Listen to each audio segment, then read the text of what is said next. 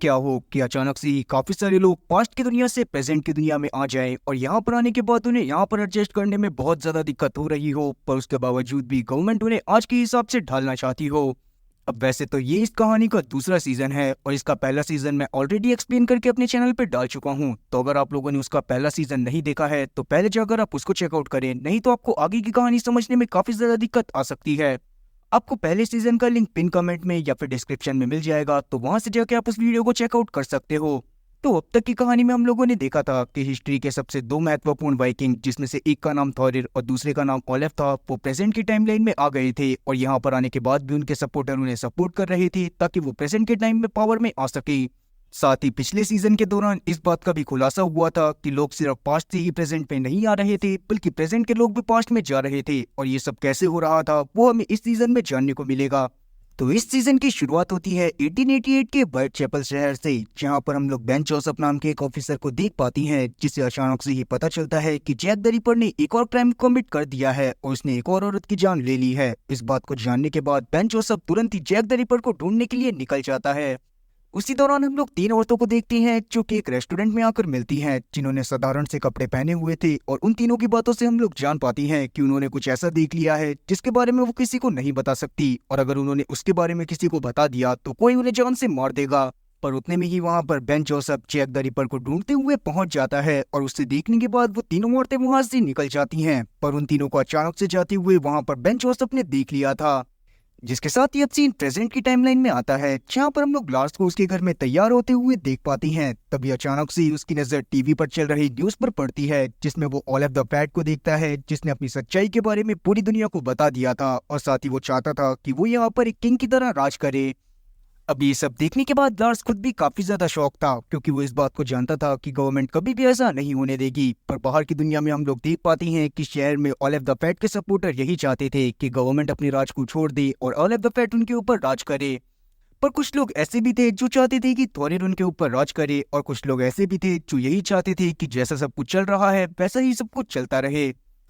वहीं दूसरी तरफ हम लोग एल्फ को देख पाते हैं, जिससे अचानक से ही बैंका का कॉल आता है, जो उसे बताती है कि सब्वे में एक औरत की लाश मिली है जिसको बहुत बुरी तरह से काटा पीटा गया था। अब ये बात जानने के बाद एल्फ खुद भी काफी ज्यादा घबरा गई थी, क्योंकि आजकल के टाइम पर इतना ब्रूटली कोई भी मर्डर नहीं करा करता था। तब वो घबराते हुए जैसे तैसे सब्वे में पहुंचती है, जहां पर जाने के बाद जब वो बॉडी को एग्जामिन करती है तो उसे पता चलता है कि जिस भी इंसान ने उस औरत को जान से मारा है वो बहुत अच्छे से नाइफ चलाना जानता था। अब उस औरत के बारे में और ज्यादा इन्फॉर्मेशन निकालने के बाद एल्फ को पता चलता है कि वो औरत असल में 19th सेंचुरी की थी, जो कि टाइम के बहाव में छेद हो जाने की वजह से प्रेजेंट की टाइमलाइन में आ गई थी, और यहाँ पर आने के बाद ही उसका किसी ने बहुत बुरी तरह से मर्डर कर दिया था।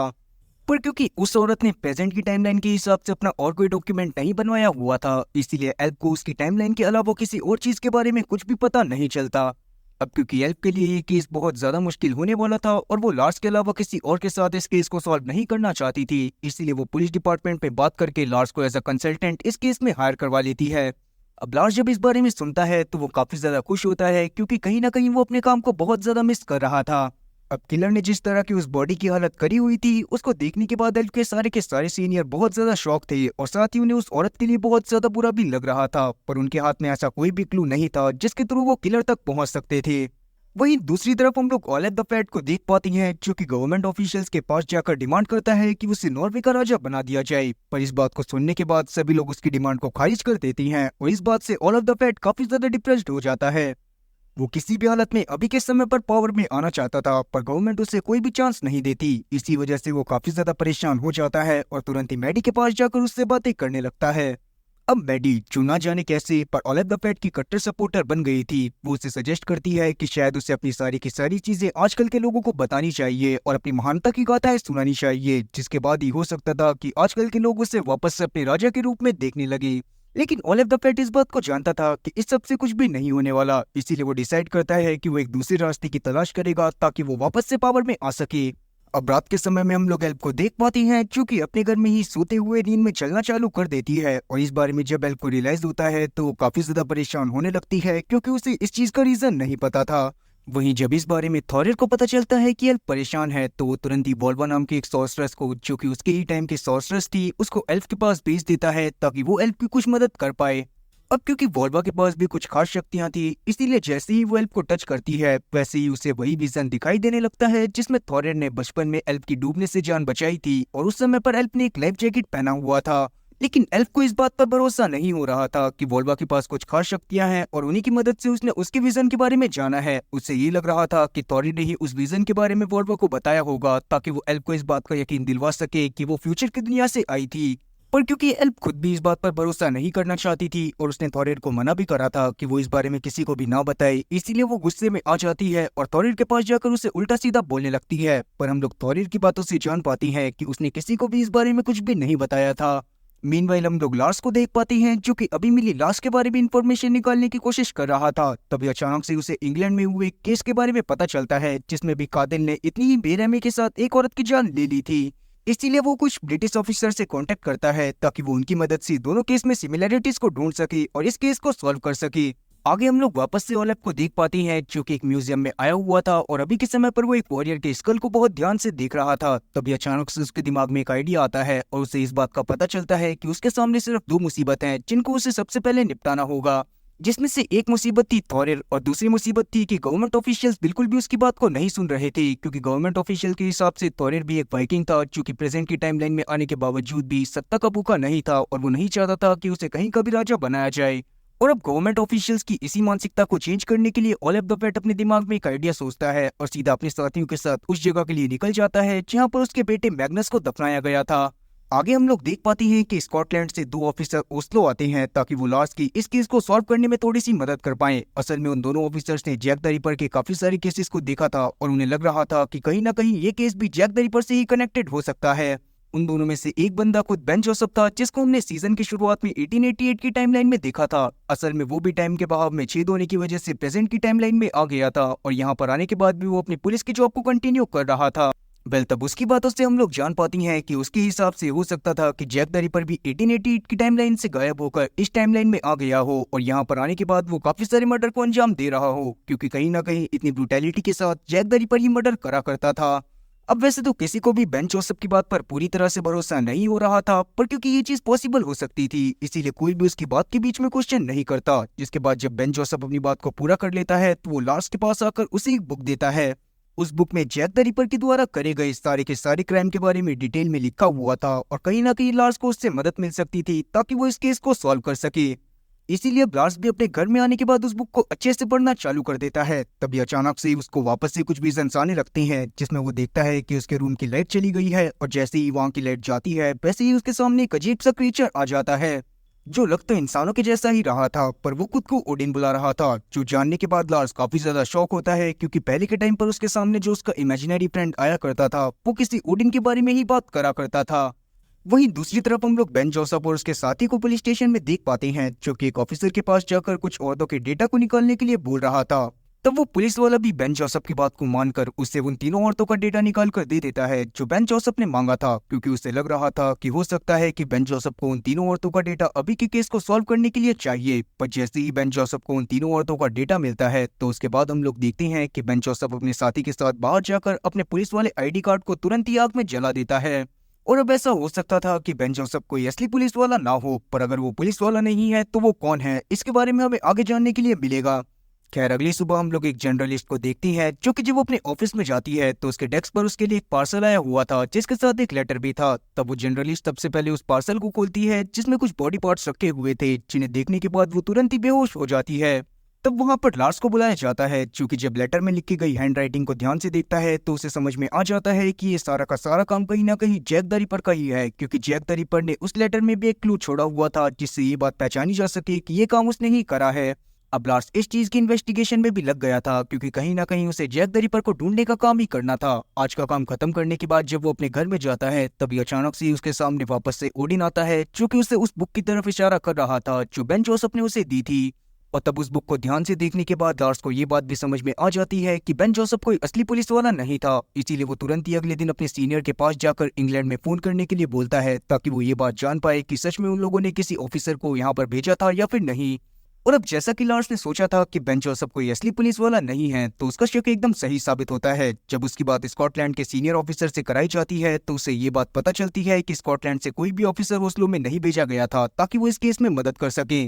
अब आगे हम लोग ओलेग द फैट को देख पाते हैं जो कि अपने सपोर्टर्स के साथ एक खाली जगह पर आया हुआ था। तभी अचानक से ही वहां पर उसका एक और सपोर्टर पहुंच जाता है जो कि अपने साथ एक बैग लेकर आया था जिसमें ओलेग द फैट के बेटे मैग्नस की खोपड़ी थी। तब वो तुरंत ही अपने एक साथी को बोलकर उस खोपड़ी को थॉरिर के घर में भिजवा देता है। वहीं हम लोग पुलिस स्टेशन में देख पाते हैं कि लार्स और उसके सीनियर काफी ज्यादा परेशान थे और उनकी समझ में नहीं आ रहा था कि आखिरकार बेन जोसेफ और उसका साथी जो यहाँ पर आए थे वो असल में कौन थे। पर अभी लार्स इस बारे में ज्यादा नहीं सोचता और एल्फ और बैंका के साथ तुरंत ही उस डॉक्टर के पास चला जाता है जिससे उन बॉडी पार्ट को एग्जामिन करने के लिए बोला गया था जो कि जर्नलिस्ट को मिले थे। और वहां पर जाने के बाद उन लोगों को पता चलता है कि जैक द रिपर ने मजाक बनाने के लिए उनके पास वो बॉडी पार्ट्स भेजे थे। वो असल में डॉल्फिन के बॉडी पार्ट थे जो कि बिल्कुल ह्यूमंस की तरह लग रहे थे। वहीं दूसरी तरफ हम लोग बेन जोसेफ और उसके साथी को देख पाते हैं जो कि पुलिस वालों से बचते हुए अचानक से एक जगह पर आ गए थे जहां पर आने के बाद उनकी मुलाकात न्यू लाइट कल्ट के लीडर से होती है। वहीं दूसरी तरफ हम लोग थॉरिर के घर में देख पाते हैं कि अचानक से ही वहां पर पुलिस की रेड पड़ जाती है जिनको किसी और ने नहीं ओलेग द फैट के ही लोगों ने उस जगह पर भेजा था। वहां पर आने के बाद जब पुलिस वालों को वहां पर मैग्नस का स्कल मिलता है तो वो तुरंत ही थॉरिर को गिरफ्तार कर लेते हैं। पुलिस वालों ने ऐसा इसी वजह से करा था क्योंकि मैग्नस का स्कल एक हिस्टोरिकल आइटम था और वो एक म्यूजियम से गायब हुआ था। एल्फ को इस बारे में पता लगते ही वो तुरंत ही पुलिस स्टेशन में जाती है जहां पर जाने के बाद वो थॉरिर का इंटरोगेशन करना चालू कर देती है। उस दौरान हम लोग थॉरिर की बातों से जान पाते हैं कि जिस दिन मैग्नस का स्कल चोरी हुआ था उस दिन असल में थॉरिर वोल्वा की पार्टी में गया हुआ था जहां पर उसने कुछ कैंडीज खाई थी। और जब से थॉरिर ने वो कैंडी खाई थी उसके बाद से ही उसे याद नहीं था कि उसने पार्टी के दौरान क्या क्या करा। अब इस बारे में जानने के बाद एल्फ काफी ज्यादा शॉक होती है क्योंकि पहले उसे लग रहा था कि वोल्वा थॉरिर की सपोर्टर है पर उसकी ये हरकत देखकर लग रहा था कि वो ओलेग द फैट के सपोर्ट में है। पर अभी के लिए थॉरिर को जेल में ही रखा जाता है क्योंकि उसकी बेगुनाही के लिए कोई भी सबूत मौजूद नहीं था। वहां से सीन रात में आता है जहां पर हम लोग लार्स के घर में देख पाती हैं कि इंग्रिड और उसकी माँ आए हुए थे जहां पर खाना खाने के दौरान इंग्रिड उन दोनों को बताती है कि वो प्रेग्नेंट है। अब ये बातें जानने के बाद वो दोनों काफी ज्यादा शॉक तो थे पर क्योंकि फॉरेन कंट्रीज में ये सब नॉर्मल है इसी वजह से वो इस बात पर ज्यादा रिएक्ट नहीं करते और इंग्रिड से ही आगे का डिसीजन लेने के लिए कहते हैं। वहीं दूसरी तरफ हम लोग एल्फ को देखते हैं जो कि सीधा वोल्वा से मिलने के लिए पहुंच गई थी जहां पर उन दोनों की बातों से हमें ये बात पता चलती है कि जिस दौरान छोटी एल्फ को उस गांव में लेकर आया गया था जिसमें थॉरिर राज करा करता था तो उस समय पर वोल्वा भी उसी गांव में रहा करती थी। और क्योंकि उस समय पर एल्फ ने लाइफ जैकेट पहना हुआ था और उसके कपड़े भी काफी ज्यादा मॉडर्न थे इसीलिए गांव के हर एक इंसान का ध्यान उसने अपनी तरफ खींचा था। उसी दौरान वोल्वा ने भी उसे देखा था और बाद में जब उसने एल्फ को दोबारा से टच करा तभी उसे वो विजन्स आए जिसमें उसे पता चला कि एल्फ वही लड़की है जिसको बचपन में गाँव में लेकर आया गया था। वहीं दूसरी तरफ हम लोग लार्स को देख पाते हैं जो कि बेन जोसेफ के बारे में और ज्यादा इन्फॉर्मेशन निकालने की कोशिश कर रहा था। तब उसे पता चलता है कि बेन जब पास्ट टाइम से प्रेजेंट टाइम में आया था तब उसे एक पागलखाने में भर्ती करा गया था क्योंकि उस समय पर उसे स्किज़ोफ्रेनिया था। स्किज़ोफ्रेनिया एक तरह की बीमारी होती है जिसमें इंसान को शक करने की आदत हो जाती है। खैर इसके बारे में हम डीप में नहीं चाहते क्योंकि मैं आप लोगों का बायोलॉजी टीचर नहीं हूँ। अब असल में ये हुआ था कि टाइम के बहाव में छेद हो जाने की वजह से जब बेन पास्ट टाइम से प्रेजेंट टाइम में आ गया था तो यहाँ पर आने के बावजूद भी वो जैक द रिपर की तलाश करता रहता था और हो सकता था कि वो खुद ही जैक द रिपर हो क्योंकि उसे काफी सारी चीजें पता थी जो जैक द रिपर के अलावा किसी और को नहीं पता थी। पर क्योंकि बेन जोसेफ के खिलाफ कोई भी सबूत नहीं था और सरकार को वो एक मरीज से ज्यादा कुछ भी नहीं लग रहा था इसी वजह से उन्होंने उसे पागलखाने में भर्ती करवा दिया। जिसके बाद जब उसका स्किज़ोफ्रेनिया सही हुआ तो उसे छोड़ दिया गया और तब से वो अभी के समय पर सरकार को दिखाई दिया था। अब ये बात जानने के बाद लार्स तुरंत ही एलेक्स के पास जाता है जो असल में वही ऑफिसर था जिससे बेन जोसेफ ने पास से आई हुई उन 3 औरतों की इन्फॉर्मेशन निकलवाई थी। लेकिन अभी लार्स को ये बात समझ में नहीं आती कि बेन जोसेफ उन तीनों औरतों के पीछे क्यों पड़ा है और वो उन तीनों को क्यों ढूंढ रहा है। और क्योंकि वो औरतें पास्ट में इंग्लैंड में रहा करती थी और अभी के टाइम पर वो प्रेजेंट टाइम में भी इंग्लैंड में रह रही थी इसी वजह से तुरंत ही लार्स उन तीनों की इन्फॉर्मेशन को एक ऑफिसर के पास भेज देता है जो कि इंग्लैंड का ही था। उस ऑफिसर का नाम ब्लैक था और वो उन औरतों की इन्फॉर्मेशन को देखने के बाद बहुत ध्यान से कुछ सोचने लगता है जिसके बाद वो तुरंत ही उनकी इन्फॉर्मेशन को अपने कंप्यूटर से डिलीट कर देता है।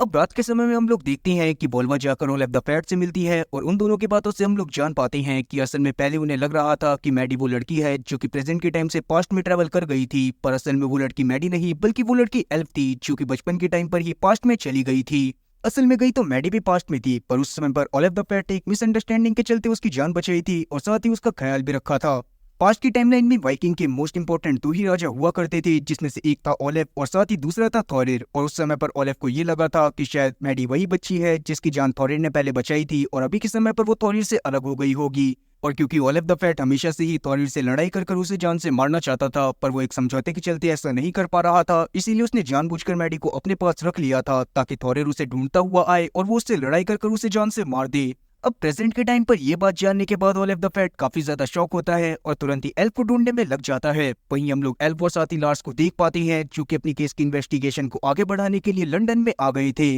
वहां पर जाने के बाद वो तुरंत ही ब्लेक से जाकर मिलते हैं और उन लोगों की बातों से हम लोग जान पाते हैं कि असल में एल्फ और साथी लार्स वहां पर बेन जोसेफ को ढूंढते हुए आए थे, जो कि अभी के समय पर नियोलाइट कल्ट के साथ छुपा हुआ था। और बेन जोसेफ ने नियोलाइट कल्ट को ही इसी वजह से चुना था क्योंकि नियोलाइट कल्ट ही एक ऐसा कल्ट था जो कि बाहर की दुनिया से बिल्कुल भी संपर्क नहीं बनाना चाहता था और साथ ही अभी के समय पर भी वो कम्युनिकेशन के लिए पिजन का यूज करा करते थे। और अब इसीलिए लार्स और साथी एल्फ डिसाइड करते हैं कि वो नियोलाइट कल्ट के एरिया में पिजन के ऊपर नजर रखेंगे ताकि वो उनकी मदद से नियोलाइट कल्ट के लोगों तक पहुंच पाएं, जहां पर जाने के बाद ही वो बेन और साथी उसके साथी को पकड़ सकते थे। खैर वहां से सीन अब इंग्रिड पर आता है जो कि तुरंत ही अपने बॉयफ्रेंड के पास जाती है और उसे अपनी प्रेगनेंसी के बारे में बता देती है, जिसके बारे में जानने के बाद उसका बॉयफ्रेंड काफी ज्यादा शॉक था। पर अभी के टाइम पर वो इंग्रिड को अबॉर्शन कराने से बिल्कुल इनकार कर देता है। इंग्रिड वैसे तो चाहती थी कि वो अबॉर्शन करा ले क्योंकि अभी उसके सामने पूरी लाइफ पड़ी हुई थी, पर क्योंकि उसके बॉयफ्रेंड ने उसे ऐसा करने से साफ इनकार कर दिया था, इसीलिए उसकी फीलिंग को हर्ट ना करते हुए इंग्रिड उसकी बात को मान जाती है। अब आगे हम लोग देखते हैं कि एल्फ और लार्स जब नॉर्वे में वापस आते हैं तो वो नियोलाइट कल्ट के एरिया के ऊपर पूरी तरह से नजर रखना चालू कर देते हैं। उन्होंने हर एक पिजन के ऊपर नजर रखना चालू कर दिया था और कुछ ही समय बाद उन्हें सफलता भी मिल जाती है और वो एक पिजन का पीछा करते हुए उस जगह पर पहुंच जाते हैं जहां पर बेन जोसेफ और उसका साथी छुपा हुआ था।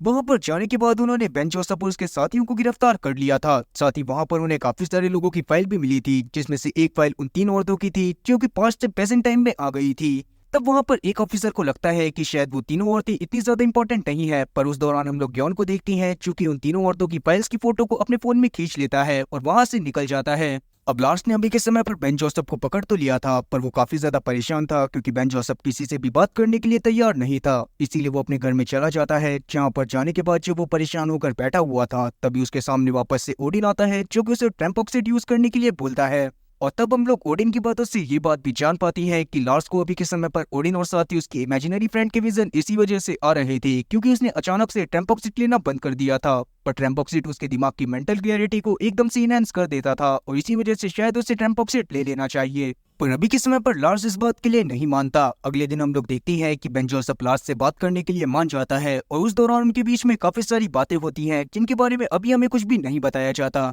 साथ ही उसी दिन थॉरेल को भी रिलीज कर दिया जाता है क्योंकि उसके खिलाफ अभी तक कोई भी सबूत नहीं मिला था, पर रिलीज करने के बावजूद भी उसके ऊपर से अभी कोई भी चार्जेस नहीं हटाए गए थे। अब बाहर आने के बाद थॉरेल को ये बात पता चलती है कि ओलेफ सत्ता में आने के लिए वापस से अपनी पूरी तरह से कोशिश कर रहा है। मीनवाइल हम लोग ओलेफ को देख पाते हैं जो कि अपने फॉलोअर्स के सामने लाइव आकर उनसे बातें करते हुए उन्हें बोल रहा था कि भगवान की मर्जी से वो जल्दी ही वापस से सत्ता में आ जाएगा और उसके बाद वो इस जगह पर राज करेगा। अब वहां से सीन एल्फ एल्डर पर आता है जो कि अपने स्लीप वॉकिंग करने की वजह से काफी ज्यादा परेशान हो गई थी और इसीलिए अभी के समय पर वो एक डॉक्टर के पास आई थी ताकि वो अपना अच्छे से इलाज करवा सके। अब डॉक्टर जब उसके दिमाग को चेक करता है तो उसे पता चलता है कि उसके दिमाग का एक हिस्सा काफी ज्यादा बड़ा था और वो देखने के बाद डॉक्टर भी काफी ज्यादा शॉक था। वही हिस्सा उसकी स्लीप वॉकिंग का कारण था और वही हिस्सा मेमोरी, स्लीप और साथ ही टाइम परसेप्शन के लिए काफी ज्यादा जरूरी होता है। अब इस बारे में जानने के बाद एल्फ तुरंत ही वहां से अपनी दवाई लेकर अपने काम की तरफ जाने लगती है। वहीं दूसरी तरफ हम लोग लार्स को देख पाते हैं जो कि बेन जोसेफ से बातें कर रहा था और वहां पर हम लोग बेन जोसेफ की बातों से जान पाते हैं कि लार्स जिन भी सवालों का जवाब ढूंढ रहा है वो उसे उसी बुक में मिलेंगे जो बेन जोसेफ ने उसे दी थी।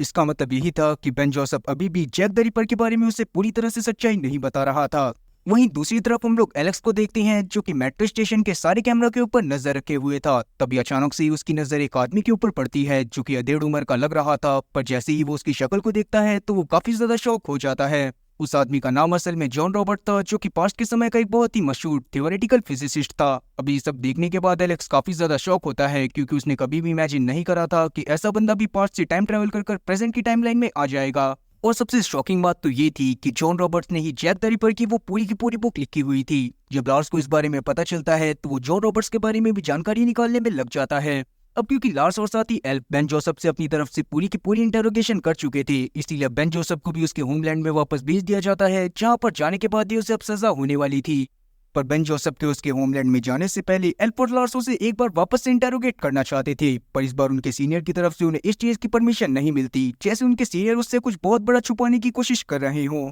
पर क्योंकि ये बात उन दोनों के दिमाग में बहुत ज्यादा खटक रही थी और साथ ही उन दोनों के अपने खुद के भी कुछ डाउट थे, इसी वजह से वो विदाउट परमिशन भी बेन जोसेफ को इंटेरोगेट करने के लिए चले जाते हैं। अब क्योंकि लार्स ने भी बेन जोसेफ से बातें करते हुए उससे एक बहुत अच्छी बॉन्डिंग बना ली थी, इसी वजह से बेन जोसेफ उसे इस बात की क्लैरिटी दे देता है कि जैक द रिपर कोई और नहीं बल्कि कुछ जॉन रॉबर्ट्स है। साथ ही जॉन रॉबर्ट्स की वजह से ही टाइम ट्रेवल पॉसिबल हो पाया था। अब इस बात को जानने के बाद एल्फ और साथी लार्स दोनों ही काफी ज्यादा शॉक थे, पर अभी वो इस बात पर ज्यादा ध्यान नहीं देते और बाहर की तरफ चले जाते हैं। पर बाहर जाने के बाद उन्हें एक और बड़ा धक्का लगता है, क्योंकि अब उन्हें इस केस से हटा दिया गया था, क्योंकि परमिशन न होने के बावजूद भी उन्होंने बेन जोसेफ को इंटरोगेट करा था। वहीं दूसरी तरफ हम लोग जॉन रॉबर्ट्स को देख पाते हैं, जो कि अचानक से एक फॉर्च्यून टेलर के पास जाता है और वहां पर जाने के बाद वो उससे बातें करते हुए उसे जान से मार देता है। जिसकी अगले दिन ही किस्मत से एल्फ और साथी लार्स को वही केस मिल गया था, जिसमें उन्हें उसी फॉर्च्यून टेलर को ढूंढना था, जिसकी बॉडी अचानक से गायब हो गई थी और उसे जॉन रॉबर्ट ने जान से मारा था। पर अभी इस बारे में किसी को भी पता नहीं होता कि उस औरत को किसी और ने नहीं बल्कि जॉन रॉबर्ट ने जान से मारा है।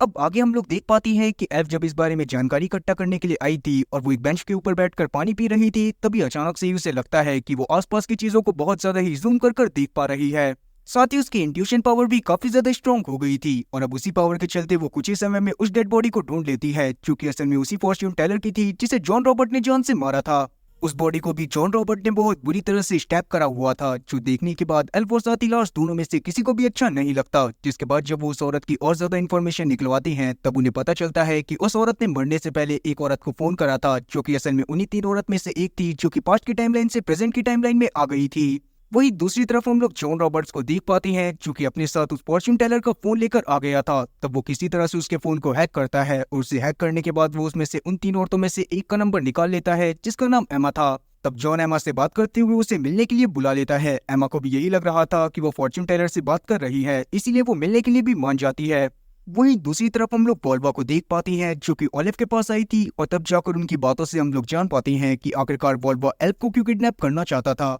उसका थॉरिर को मारने के अलावा एक और इंटेंशन था कि वो एल्फ की पावर की मदद से पास्ट की टाइमलाइन से फ्यूचर की टाइमलाइन में, मतलब कि प्रेजेंट की टाइमलाइन में आना चाहता था, जहां पर आने के बाद वो अपने कुछ और साथियों को भी एल्फ की पावर की मदद से यहाँ पर लेकर आ जाता और यहाँ पर आने के बाद वो अपने राज को यहाँ पर कायम कर लेता। और क्योंकि अब तक वोल्वा को भी यही लग रहा था कि मैडी ही एल्फ है, इसी वजह से वो मैडी का साथ दे रही थी। पर क्योंकि अब उसे सारी सच्चाई पता चल गई थी, इसीलिए वो चाहती थी कि ओलिव मैडी को जान से मार दे या फिर उससे पूरी तरह से दूर हो जाए। वहीं दूसरी तरफ हम लोग पुलिस वालों को देख पाते हैं, जिन्हें अचानक से ही पता चलता है कि फॉर्च्यून टेलर का फोन वापस से ऑन हुआ था और उससे एमा नाम की औरत को मैसेज गए थे। अब इस बारे में जानने के बाद तुरंत ही पुलिस वाले एमा की तरफ जाने लगते हैं, ताकि वो उसकी जान को बचा सके। पर किस्मत से जॉन रॉबर्ट एमा के पास पहले पहुंच जाता है और वहां पर जाने के बाद वो एमा को जान से मार देता है। इसी वजह से जब पुलिस वाले वहां पर पहुंचते हैं, तब उन्हें वहां पर भी सिर्फ एमा की लाश ही मिलती है। साथ ही हमें ये बात भी पता चलती है कि वो फॉर्च्यून टेलर असल में कोई और नहीं बल्कि उन्हीं 3 औरतों में से एक औरत थी, जो कि अपनी वेशभूषा फॉर्च्यून टेलर जैसी बनाकर रह रही थी, क्योंकि उसे किसी चीज का डर था। और जैसा कि हमने सीजन की शुरुआत में व्हाइट चैपल में उन तीनों औरतों को ही बातें करते हुए सुना था कि उन लोगों ने कुछ ऐसा देखा है जिसके बारे में अगर उन्होंने किसी को भी कुछ भी बताया तो एक इंसान उन्हें जान से मार देगा। तो हो सकता है कि उन्होंने जैक द रिपर को ही देखा हो, जो कि किसी का मर्डर कर रहा हो। और क्योंकि अभी के समय पर जैक द रिपर के हिसाब से वही 3 औरतें थी जिन्होंने उसकी शक्ल को देखा था और वो जानती थी कि वही जैक द रिपर है, इसी वजह से अपनी सेफ्टी के चलते शायद जैक द रिपर उन्हें जान से मार रहा होगा। वहीं दूसरी तरफ हम लोग उन तीनों औरतों में से तीसरी औरत नेसी को देख पाती हैं, जिसे भगवान के ऊपर बहुत ज्यादा भरोसा था और उसे लग रहा था कि जैक द रिपर कोई शैतान है। इसी वजह से वो अपने जान पहचान के प्रीस्ट से एक होली वाटर की बोतल मंगा लेती है, ताकि जैसे ही जैक द रिपर उसके पास आए तो वो उसके ऊपर होली वाटर छिड़क कर उसे जान से मार सके। अब थोड़ी देर बाद हम लोग नेसी को देख पाती है, जो कि जब अपने हॉस्टल में बैठी हुई थी, तभी अचानक से ही वहां पर जॉन पहुंच जाता है, जिसकी बातों से हमें पता चलता है कि असल में वो नेसी को भी जान से मारना चाहता है। नेसी उसके सामने काफी ज्यादा कॉन्फिडेंट लग रही थी, क्योंकि उसे लग रहा था कि जैसे ही वो होली वाटर को जॉन के ऊपर छिड़केगी वैसे ही जॉन मर जाएगा। तब जॉन भी अपना टाइम वेस्ट ना करते हुए नेसी को जान से मारने के लिए आगे की तरफ बढ़ने लगता है। पर उसी दौरान हम लोग देखते हैं कि नेसी का दोस्त जो प्रीस्ट था, वो अपने हाथ में होली वाटर लेकर कमरे के अंदर आ जाता है और जैक द रिपर के ऊपर उसे छिड़क देता है। पर अचानक से ही जैक द रिपर मतलब कि जॉन वहां पर तड़पने लग गया था और वो नीचे बैठकर काफी ज्यादा जोर जोर से चिल्लाने लगता है और मौके पर ही मारा जाता है, जो देखने के बाद नेसी और साथ ही उसका दोस्त काफी ज्यादा खुश हो गए थे। पर तभी अचानक से जॉन खड़ा हो जाता है और बहुत जोर जोर से हंसने लगता है। वो अभी तक नेसी और साथ ही उसके दोस्त को पागल बना रहा था और उनसे मजे लेने की कोशिश कर रहा था।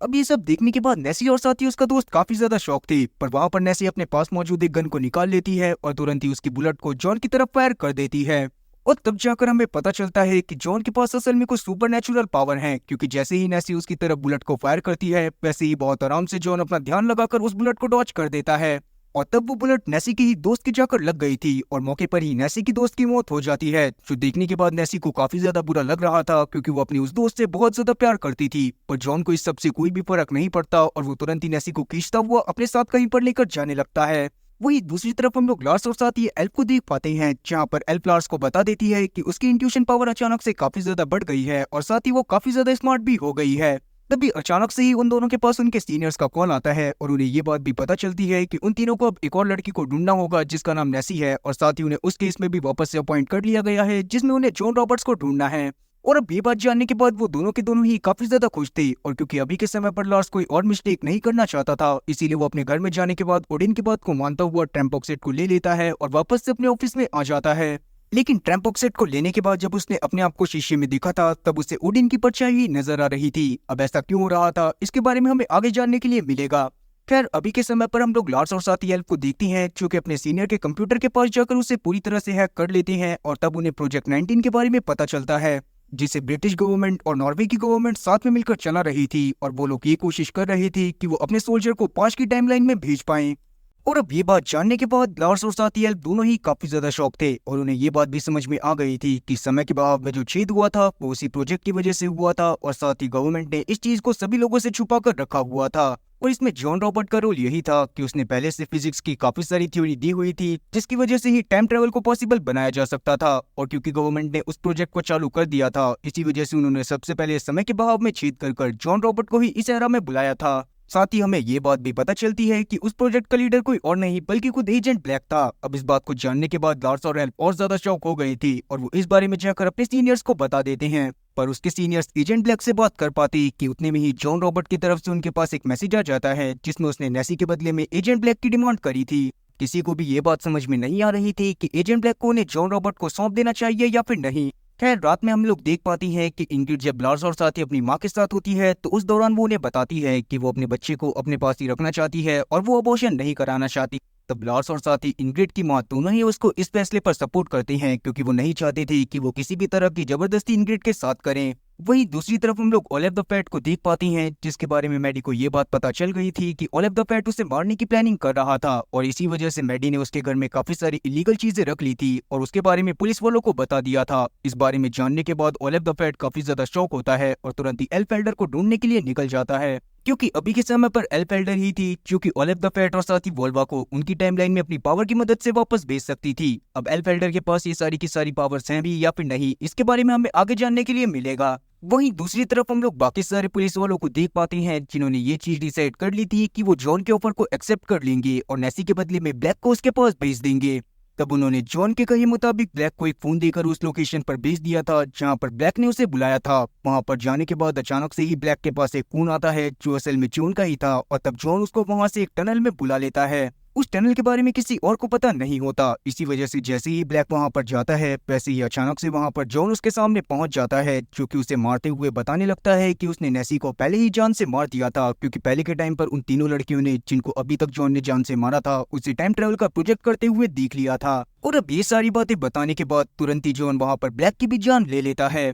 वहीं दूसरी तरफ हम लोग ओलेफ द फैट को देख पाती हैं, जो कि जब वोल्वा के साथ पुलिस वालों से बचकर भागने की कोशिश कर रहा था, तभी अचानक से ही उसका एक्सीडेंट एक बहुत ही बड़ी ट्रक से हो जाता है, जिससे मौके पर ही ओलेफ द फैट की मौत हो जाती है। वोल्वो खुद भी इस एक्सीडेंट के दौरान काफी ज्यादा घायल हो गई थी। तब वो तुरंत ही वहां से ओलेफ द फैट के पास खिसकती हुई जाती है और किसी तरह से उसे समझाने की कोशिश करने लगती है कि शायद उसे इस दुनिया के बारे में भूल जाना चाहिए, क्योंकि जल्दी ही वो एक ऐसी दुनिया में चला जाएगा जहां पर वो राज करेगा और वहां पर शायद वोल्वा ही उसकी क्वीन होगी। आगे हम लोग एल्फ एल्डर को देख पाती हैं, जिसे जब ब्लैक की बॉडी मिलती है तो वो तुरंत ही अपनी इंट्यूशन पावर की मदद से इस बात का पता लगा लेती है कि जॉन कहाँ पर है, और इस बारे में पता लगती ही वो तुरंत ही जॉन के पास पहुंच गई थी, जहाँ पर जाने के बाद वो तुरंत ही उसके ऊपर शूटिंग करना चालू कर देती है। पर जैसा कि हम लोग जानते हैं कि जॉन के पास भी पावर्स थी और वो बड़े आराम से किसी भी बुलेट को डॉज कर सकता था, इसीलिए वो बहुत आराम से इस बार भी बुलेट को डॉज कर लेता है, जो देखने के बाद एल्फ एल्डर खुद भी काफी ज्यादा शॉक थी। पर उस समय पर जॉन उसकी गन को छीनता हुआ उसके ऊपर फायरिंग करना चालू कर देता है। लेकिन एल्फ एल्डर, जिसके पास भी अनजान वजह से काफी सारी शक्तियां आ गई थी, उसे भी वो बुलेट एकदम साफ साफ दिखाई देने लगती है और वो बहुत आराम से उन बुलेट्स को डॉज कर लेती है। और ये सब देखने के बाद जॉन को भी इस बात का समझ में आ गया था कि एल्फ एल्डर के अंदर भी कुछ पावर्स हैं जो कि ना जाने किस वजह से उसके अंदर आ गई थी। पर जब जॉन अपनी पावर की मदद से थोड़ा सा और ज्यादा एल्फ एल्डर के बारे में जानता है, तो उसे ये बात भी पता चल जाती है कि एल्फ एल्डर बिल्कुल उसकी तरह ही टाइम ट्रेवल को भी कर सकती है। इसके बाद ये दोनों एक दूसरे की तरफ बढ़ते हुए एक दूसरे के ऊपर अटैक करना चालू कर देते हैं। लेकिन जैसे ही वहां पर वो दोनों एक दूसरे के ऊपर अटैक करना चालू करती हैं, वैसे ही उनकी पावर की वजह से वहां पर एक पोर्टल बन जाता है और वो दोनों ही वहां से गायब हो जाते हैं। आगे हम लोग बेन जोसेफ को देख पाते हैं, जो असल में वही ऑफिसर था जिससे बेन जोसेफ ने उन तीनों औरतों की इन्फॉर्मेशन निकलवाई थी। अभी के समय पर वो अपने ऑफिस जाने से मना कर देता है और अचानक से एक वीरान बिल्डिंग में पहुंच जाता है। ये बिल्डिंग असल में वही बिल्डिंग थी जहाँ से इन सारी चीजों की शुरुआत हुई थी और यहाँ पर ही उस मशीन को बनाया गया था जिससे टाइम के बहाव में छेद हुआ था और साथ ही अब उस टाइम के बहाव में छेद होने की वजह से ये लोग अलग अलग पैरेलल यूनिवर्स में भी ट्रैवल कर सकते थे। अब एलेक्स को इस बारे में इसी वजह से पता था क्योंकि गवर्नमेंट की तरफ से उसे भी इस प्रोग्राम के लिए रिक्रूट करा गया था, पर उसने इस बारे में किसी और को नहीं बता रखा था। अब वहाँ पर जाने के बाद एलेक्स मशीन को चालू करते हुए पैरेलल रियलिटी में जाने की कोशिश कर रहा था, पर अचानक से ही टनल में मौजूद पोर्टल बंद हो जाता है जिस वजह से वहाँ पर एक बहुत बड़ा एक्सप्लोजन होता है। और क्योंकि ये सारी मशीनें भी टाइम ट्रेवल से ही रिलेटेड थी, इसी वजह से इन पर भी इफेक्ट पड़ता है। और इससे यही हुआ था कि जैसे ही एलेक्स पैरेलल रियलिटी में चला गया था तो उसके वहां पर जाने के बाद अचानक से ही मशीन का सिग्नल लॉस्ट हो गया था। वहीं हम लोग एल्फ एल्डर को देखते हैं जिसकी जब आँख खुलती है तो वो अपने ही घर में अपने बेड पर लेटी हुई थी, जो कि देखने के बाद उसे काफी ज्यादा शॉकिंग लगता है क्योंकि लास्ट टाइम वो जॉन से लड़ाई कर रही थी और अब वो अचानक से यहाँ पर आ गई थी। तब वो जल्दी से उठकर अपने काम पर चली जाती है, जहाँ पर जाने के बाद उसे कोई भी नहीं पहचान रहा था और वहाँ पर सभी लोग काम करने से पहले चर्च के हैंड्स गा रहे थे। तब वहाँ पर एल्फ को कोई भी नहीं पहचानता और सभी लोग उसे क्लीनिंग रूम में भेज देती हैं क्योंकि उनके हिसाब से अगर एल्फ वहाँ पर नहीं आई थी तो सबसे पहले उसे क्लीनिंग रूम में काम करना पड़ता। तब वहाँ पर जाने के बाद एल्फ की मुलाकात एलेक्स से होती है, जो असल में वही एलेक्स था जो कि अभी के समय पर अल्टरनेटिव रियलिटी में चला गया था। इसका मतलब यही था कि एल्फ और साथी एलेक्स दोनों ही एक ही दुनिया से आए थे और वो दोनों ही इस दुनिया में आकर फंस गए थे। और तब यहाँ पर एलेक्स एल्फ को इस बात का कारण समझाता है। तब हम लोग एलेक्स की बातों से जान पाती हैं कि असल में जब एल्फ और साथी जो लड़ाई कर रहे थे तब उस दौरान उन दोनों की ही शक्तियां उनके शरीर के बाहर आ गई थी, जिस वजह से टाइम रिफ्ट जनरेट हुआ और वो दोनों अलग अलग रियलिटी में पहुंच गए। अब एल्फ अगर अपनी पावर के ऊपर थोड़ा सा कंसंट्रेट करती या फिर वो इस रियलिटी में जॉन को ढूंढकर जान से मार देती तो वो वापस से अपनी जगह पर जा सकती थी। इस बात को जानने के बाद एल्फ डिसाइड करती है कि वो जल्दी से जल्दी जॉन को ढूंढेगी ताकि वो उसे जान से मार सके। पर तभी अचानक से एलेक्स की बॉडी कोलैप्स कर जाती है और उसकी मौके पर ही मौत हो जाती है। ऐसा इसी वजह से हुआ था क्योंकि वो काफी ज्यादा समय के लिए इसी रियलिटी में आ गया था, जबकि इतनी ज्यादा समय के लिए किसी और रियलिटी में रहना अलाउड नहीं था। अब यहाँ पर जब एल्फ आसपास की चीजों को देखती है तो उसे ये बात समझ में आती है कि ओलेफ द फैट यहाँ का राजा था और वोल्वा उसकी क्वीन थी। इस बात को जानने के बाद एल्फ काफी ज्यादा शॉक होती है और सीधा उस जगह पर चली जाती है जहाँ पर ओलेफ द फैट रहा करता था। वहां पर जाने के बाद वो थॉरिर के सपोर्टर्स को ढूंढ रही थी ताकि उनकी मदद से वो जॉन को फाइंड आउट कर उसे जॉन से मार पाए, और साथ ही वो लार्स को भी ढूंढना चाहती थी ताकि वो लार्स की भी मदद ले सके। तब थॉरिर के काफी सारे सपोर्टर सेल्फ को ओलेफ द फैट की जेल में देखने के लिए मिल जाते हैं और जैसे ही वो सपोर्टर सेल्फ को देखते हैं तो वो काफी ज्यादा खुश हो जाते हैं। और वो लोग एल्फ को देखकर खुश इसी वजह से हो रहे थे क्योंकि इस दुनिया में लार्स एक भविष्यवक्ता था जिसने एक समय पर एक भविष्यवाणी करी थी कि एक अलग दुनिया से एक लड़की आकर यहाँ पर मौजूद थॉरिर के सारे सपोर्टर्स को ओलेफ द फैट के चंगुल से मुक्ति दिलवाएगी। और अब इस बारे में जानने के बाद एल्फ खुद भी काफी ज्यादा शौक थी, पर अभी के समय पर वो थॉरिर के सारे सपोर्टर्स से लार्स का पता पूछती है और उसके बाद उस जगह की तरफ जाने लगती है जहाँ पर लार्स रहा करता था। और इस दुनिया में लास्ट से मिलने के बाद एल्फ को ये आइडिया आ गया था कि वो किस तरह से जॉन को इस रियलिटी में ढूंढ सकती थी। तब वो सबसे पहले पुलिस वालों की जगह पर जाती है और वहां पर जाने के बाद वो एक कंप्यूटर की मदद से जॉन के बारे में ही सारी की सारी इन्फॉर्मेशन निकालने लगती है। तब उसे जॉन की कुछ फेवरेट प्लेस के बारे में पता चलता है और वो एक जगह पर चली जाती है जहाँ पर जॉन फिशिंग कर रहा था। अब क्योंकि जॉन भी इतनी भागा दौड़ी करते हुए थक गया था, इसी वजह से वो एल्फ के सामने एक प्रस्ताव रखता है कि वो दोनों मिलकर दुनिया के ऊपर राज कर सकती हैं। पर यहाँ पर एल्फ को इसकी बात बिल्कुल भी नहीं सुननी थी और वो तुरंत ही अपने पास मौजूद एक खंजर निकालकर जॉन के ऊपर स्टैब करना चालू कर देती है, जिसमें पहले तो जॉन अपनी पावर्स का यूज कर रहा था पर बाद में एल्फ की पावर उसके ऊपर भारी पड़ जाती है, जिस वजह से मौके पर ही जॉन की मौत हो गई थी। और अब जैसे ही जॉन की मौत होती है वैसे ही एक और पोर्टल ओपन होता है और हम लोग देख पाते हैं कि सारी चीजें अपनी जगह पर पहुंच गई थी। और इसका मतलब यही था कि जॉन और साथी एल्फ की लड़ाई की वजह से जो टाइम रिफ्ट ओपन हुआ था वो पूरी तरह से बंद हो गया था और एल्फ सीधा उसी जगह पर पहुंच गई थी जहां पर वो जॉन से लड़ाई कर रही थी और उस दौरान वहां पर उसे लार्स ढूंढ लेता है। तब लार्स एल्फ को अपने साथ हॉस्पिटल में लेकर आ जाता है। वहां पर हम लोग लार्स की बातों से जान पाते हैं कि अभी के समय पर रियलिटी ऐसी बन गई है कि जॉन एक मेट्रो में मारा गया था और उसके बाद से प्रोजेक्ट 19 कभी भी चालू हुआ ही नहीं। और तब यहाँ पर एल्फ लार्स को ये बात भी बता देती है कि वो खुद भी फ्यूचर की दुनिया से ही थी जो कि पास्ट में अचानक से चली गई थी जहाँ पर थॉरिर के लोगों ने उसकी जान बचाई थी। ये बात जानने के बाद लार्स खुद भी काफी ज्यादा शौक था, पर अभी उन दोनों में से किसी को भी ये बात समझ में नहीं आती कि एल्फ कौन से सन से बिलोंग करती थी। अब आगे हम लोग एक ऑफिसर को देख पाती हैं जो कि एल्प की सारी मेडिकल रिपोर्ट्स को लेने के बाद तुरंत ही एलेक्स के पास जाती है, जो कि खुद भी उसी हॉस्पिटल में भर्ती था। तब एलेक्स तुरंत ही उन रिपोर्ट्स को चेक करता है और तब जाकर हम लोग उसकी बातों से जान पाती हैं कि असल में एल्प का डीएनए लार्स के डीएनए से 25% मैच कर रहा था। इस बात को जानने के बाद वो दोनों के दोनों ऑफिसर ही बहुत ज्यादा शॉक थे। वहीं दूसरी तरफ हम लोग इनग्रेड को देख पाती हैं जो कि अपना अल्ट्रासाउंड करवाने के लिए आई हुई थी और वहां पर उसके पास हम एक लॉकेट को भी देख पाती हैं, जिसके साथ ही सीन कट होकर यहाँ से एल्प पर आता है, जो कि जब अपने घर में पहुंचती है तो वहां पर वो कुछ फाइल्स को चेक करने लगती है। उसी दौरान अचानक से उसकी नजर एक लॉकेट पर पड़ती है, जो कि बिल्कुल वैसा ही लॉकेट था जैसा कि अब तक हमने इनग्रेड के पास देखा था। और अब उस लॉकेट को देखने के बाद अचानक से ही एल्प को कुछ विजन्स आते हैं, जिसमें वो देखती है कि जब वो 4 साल की थी तब इनग्रिड ने ही उसे वो लॉकेट दिया था। और अब इसका मतलब यही था कि एल्प कोई और नहीं बल्कि इनग्रिड की बेटी होने वाली थी और इसी वजह से उसका डीएनए लार्स से 25% मैच कर रहा था। और मे बी वो पास्ट में इसी वजह से पहुंची होगी क्योंकि ट्रम्पॉक्सिड यूज करने की वजह से इनग्रिड के पास भी कुछ अजीब सी ताकतें आ गई होंगी और वही सारी की सारी ताकतें एल्प में भी ट्रांसफर हो गई होंगी। खैर अभी के लिए हमें इसके बारे में कोई ज्यादा इन्फॉर्मेशन नहीं दी जाती। अभी के समय पर ये सारी बातें जानने के बाद एल्प खुद भी काफी ज्यादा शौक थी और इसी के साथ ही सीरीज का सीजन 2 भी यहीं पर खत्म होता है। तो उम्मीद है कि एक्सप्लेनेशन अच्छी लगी होगी। अगर एक्सप्लेनेशन अच्छी लगी हो तो चैनल को सब्सक्राइब करना और बेल नोटिफिकेशन को ऑल पर सेलेक्ट करना और वीडियो को भी लाइक करना। मैं ऐसी और मजेदार एक्सप्लेनेशन वीडियोस लाता रहूंगा। खैर तब तक के लिए टाटा और गुड बाय।